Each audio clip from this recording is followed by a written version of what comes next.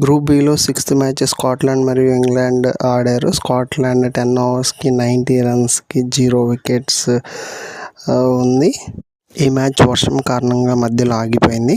Win probability అయితే ఇంగ్లాండ్కి 83.63% ఉంది. స్కాట్లాండ్కి 16.37% ఉంది. స్కాట్లాండ్ చాలా బాగా ఆడింది.